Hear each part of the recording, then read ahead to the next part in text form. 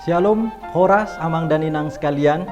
Firman Tuhan yang menyapa kita pada hari ini, tanggal 8 April 2021, tertulis dalam Kesaksian Surat Paulus kepada Jemaat di Tesalonika, bahagian yang pertama, 1 Tesalonika 4 ayat yang ke-16. Demikianlah bunyinya.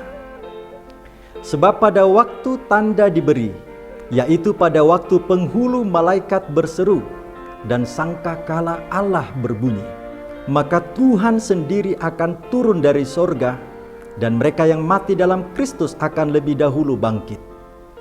Dalam bahasa Batak, Toba dinyatakan demikian.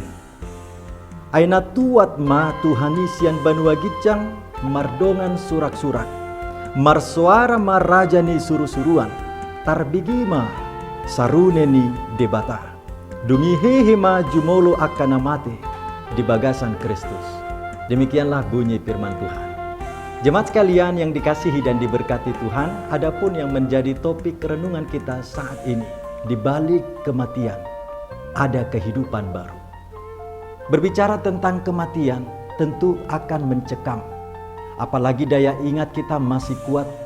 Mula-mula pandemik terjadi di daerah kita, di seluruh dunia, menggoncang iman setiap orang. Tentu rasa pilu duka yang mendalam ketika harus berpisah, ditinggal pergi oleh orang yang kita cintai dan kasihi.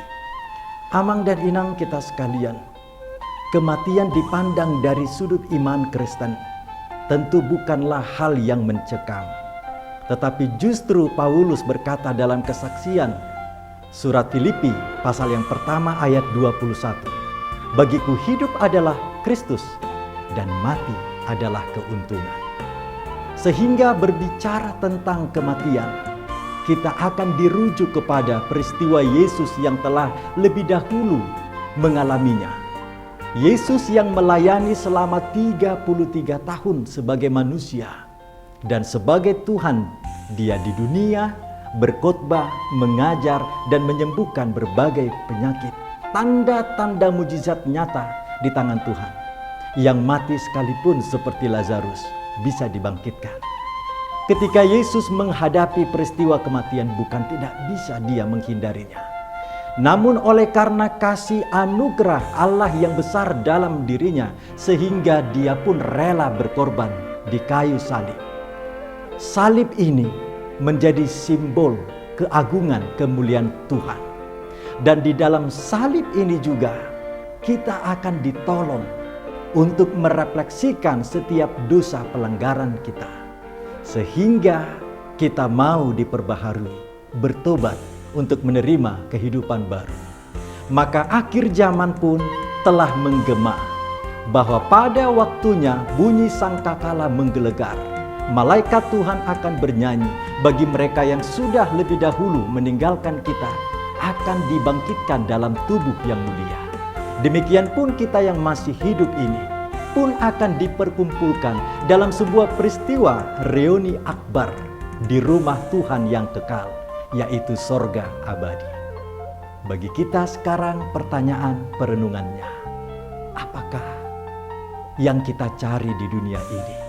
Bila tubuh akan fana, maka kembalilah kepadanya.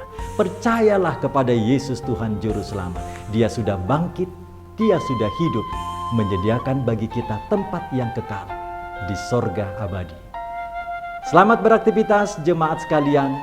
Selalu mengenakan masker ketika beraktivitas di luar rumah, dan selalu rajin cuci tangan dengan sabun dan air mengalir, atau juga menggunakan hand sanitizer. Dan kita harus tetap jaga jarak dan menghindari kerumunan, serta memohonkan kepada Tuhan agar pemulihan terhadap pandemik ini segera berakhir.